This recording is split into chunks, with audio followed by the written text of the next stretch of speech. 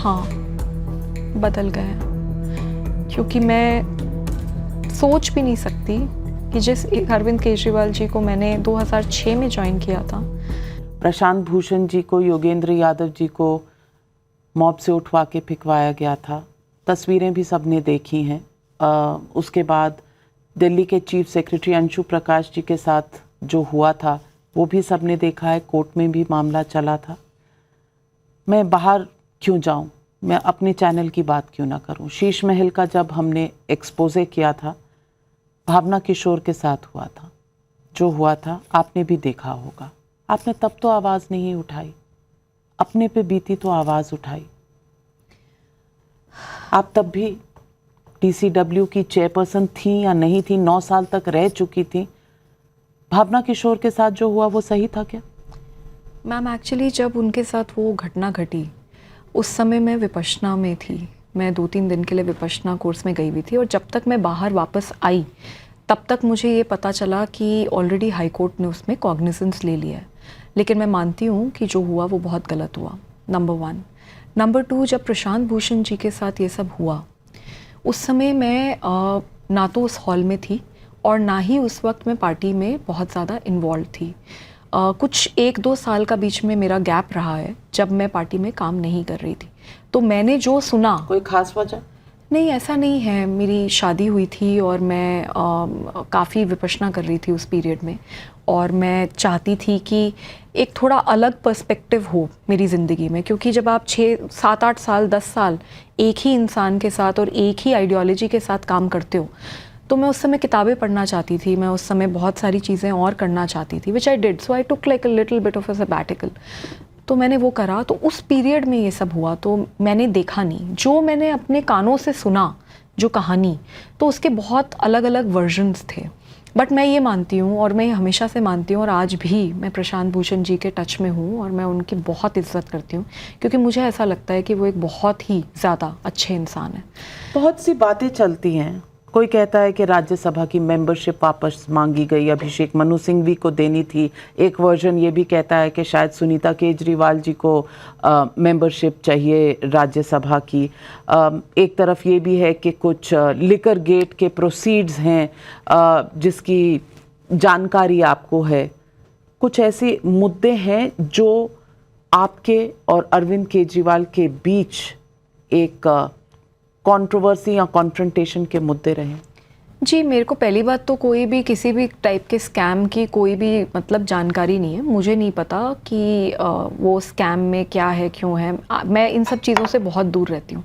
अगर आपने मेरा करियर भी देखा होगा तो मैं 9 साल तक बिल्कुल अनएम्बिशियसली दिल्ली महिला आयोग में ही रही। मैंने बिल्कुल कोशिश नहीं करी कि मैं इससे कुछ राइज़ करूँ, क्योंकि मुझे अच्छे काम करने में मज़ा आता है। पर आप राइज़ की, आपको राज्यसभा का मेंबर बनाया गया। हाँ, वो मेरे लिए भी बहुत सडन था और मेरे लिए भी बहुत शॉकिंग था, और फ्रैंकली मैं बहुत खुश थी इसको लेकर। बट आज जो मेरे साथ हुआ है उससे मेरी सारी खुशी ख़त्म हो गई है। जहाँ तक किसी और को राज्यसभा सीट देने की बात है, मैं आपको याद दिलाऊं कि मैं वो लड़की हूँ जो 2006 में तब पहुँची थी वहाँ पे जब कोई नहीं था, जब ये सरकार नहीं थी, जब ये पावर नहीं था, ये महकमे नहीं थे, ये घर नहीं थे, मैं तब पहुँची थी वहाँ पर अरविंद जी के साथ काम करने के लिए। तो मुझे कोई ज़िंदगी में पद की कोई लालसा ऐसी है नहीं। प्यार से अगर बोलते ना, प्यार से अगर मांगते तो मैं जान दे सकती हूँ, मैं जान दे देती। आप राज्यसभा छोड़ देती? मैं 100% छोड़ देती अगर एक बार मुझसे प्यार से बात कर लेते। लेकिन जिस तरीके से मारा पीटा गया और उसके बाद जो मेरा चरित्र हरण करा गया है, उसके बाद अब दुनिया की कोई शक्ति लग जाए, मैं बिल्कुल राज्यसभा नहीं छोड़ूंगी। I am the youngest woman parliamentarian in this country. I am going to now fight, and I am going to fight a lonely battle. मुझे पता है मैं पूरी तरीके से अकेली हूँ। मुझे पता है कि मेरा सारा सपोर्ट सिस्टम सब छीन लिया गया है। जो लोगों को मैं अपने दोस्त मानती थी, आज उनसे ज़बरदस्ती बैठकर मेरे खिलाफ ट्वीट्स तक कराए जा रहे हैं। मैं ये सब जानती हूँ, और मुझे पता था जिस दिन मैं ये कंप्लेंट फ़ाइल करने वाली हूँ कि मेरे साथ यही होगा। लेकिन मैंने सिर्फ ये कंप्लेंट इसलिए फ़ाइल करी क्योंकि मैं सच बोल रही हूँ। अगर मैं झूठ बोल रही होती तो क्या मेरी मेडिकल एग्जामिनेशन में चोटें आती? अगर मैं झूठ बोल रही होती तो मैं क्या ये बोल सकती थी जो मैं आज बोल रही हूँ, जो मैं बार बार बोल रही हूँ कि मेरा नार्को टेस्ट करा लो? मैं एक एक बात सच बोल रही हूँ। और क्या मैं कोई सुसाइड बॉम्बर हूँ क्या, कि मतलब अगर मैं वहाँ गई और मैंने वहाँ तमाशा किया और चलो आपके खिलाफ कंप्लेंट करी तो मैं भी तो बर्बाद हो गई इस पूरे प्रक्रिया में। आप तो फिर भी सबके सब साथ हो, साथ तो हो, साथ में लड़ लोगे, मैं तो अकेली कर दी गई, मेरा तो कोई भी नहीं बचा। I have lost everything, whatever I earned, कुछ भी नहीं कमाया था ज़िंदगी में, सिर्फ इज्जत कमाई थी मैंने, सिर्फ अपने काम के द्वारा मैं आज यहाँ तक पहुँची थी। तो मेरा तो सब कुछ छीन लिया गया, तो मेरे पास तो कुछ है ही नहीं, बचा ही नहीं। लेकिन फिर भी I am going to fight. मुझे पता है मेरी अकेली बैटल है। मैं दिल्ली महिला आयोग में जब पहुँची थी तो दिल्ली महिला आयोग में कुछ भी नहीं था। जब मैं दिल्ली महिला आयोग से निकली तो आज इतना बड़ा एक सिस्टम मैंने क्रिएट किया था जिसके चर्चे पूरे देश और विदेश में हैं। तो जब मैं 6 साल में पार्लियामेंटेरियन रहूँगी और मैं जिस तरीके से काम करूँगी, मैं ये दिखाऊंगी कि एक आइडियल वुमन पार्लियामेंटेरियन कैसी होती है। आज इन्होंने अपनी इस हरकत से एक पूरे देश में महिलाओं में ये मैसेज दिए कि पॉलिटिक्स में नहीं घुसना चाहिए, पॉलिटिक्स में मार पिटाई होती है, पॉलिटिक्स में कभी भी आपके साथ कुछ भी हो सकता है। लेकिन मैं वही चीज़, वही मैसेजिंग बदल के रहूँगी। मैं वही मैसेजिंग इसमें बदलूँगी कि महिलाएं देखकर बोलेंगी कि स्वाति मालीवाल जैसी पार्लियामेंटेरियन हमें बनना है। So through my work, through my conduct and through my life, which I try to lead with a lot of dignity, I am going to change this perspective. Arvind Kejriwal बदल गए हैं जब से आपने उन्हें पहले देखा था और आज? हाँ, बदल गए हैं, क्योंकि मैं सोच भी नहीं सकती कि जिस अरविंद केजरीवाल जी को मैंने 2006 में ज्वाइन किया था, जिनके साथ मैंने इतना काम किया, मैं झुग्गियों में रहती थी, वहीं पे इतना आंदोलन का काम करती थी। अन्ना हज़ारे के आंदोलन में, इतने बड़े आंदोलन में एक 23 मेंबर कोर कमेटी बनी थी और मैं youngest member of the core committee थी, क्योंकि पूरा आंदोलन का बैकएंड मैं संभालती थी।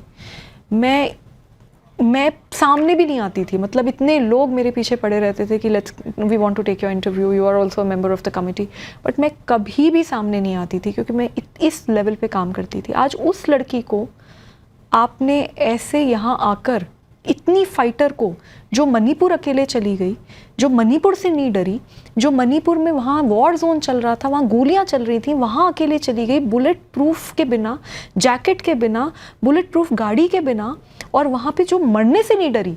आज उसको, ऐसी फाइटर लड़की को आपने एक विक्टिम बना के छोड़ दिया।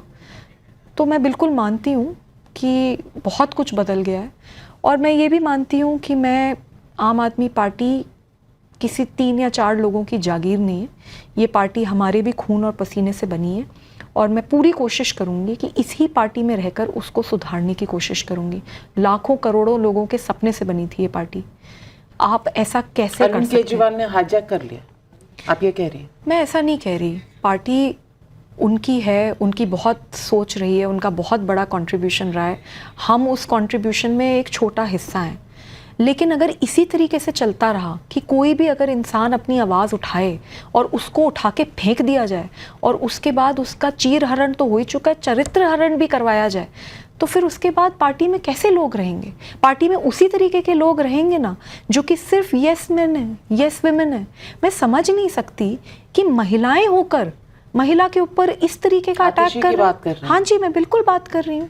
मुझे समझ नहीं आता कि ये कैसे लोग हैं। ये अपने आप को पढ़े लिखे लोग बोलते हैं। ये मतलब रोज टीवी पे आके एक नया झूठ बोलते हैं। ये कहते हैं जी बीजेपी की एजेंट हो गई।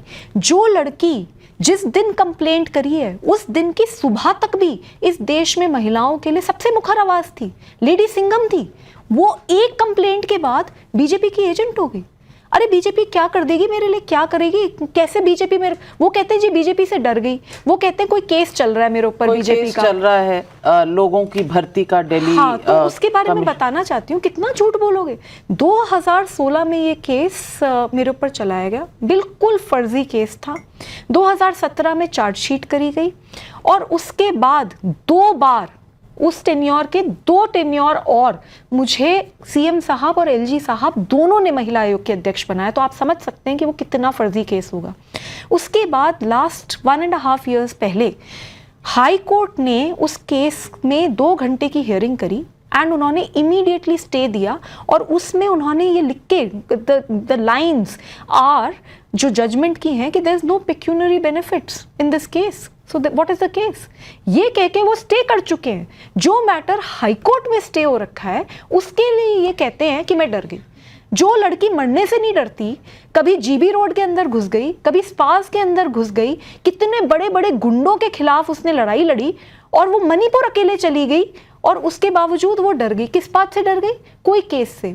वो कहती कुछ तो बात होगी, कोई तो ट्रिगर पॉइंट होगा जिसकी वजह से चीफ मिनिस्टर के घर में आपको पीटा गया। मैं बार बार लौटकर उस पर आ रही हूं कि कोई तो ऐसी बात होगी कि आप अंदर वॉक इन करती हैं और बाद में ट्रेसपैसिंग का केस होता है, चिल्लाता हुआ विभव कुमार कमरे के अंदर आता है, फिर पीटना शुरू करता है। कोई तो बात होगी।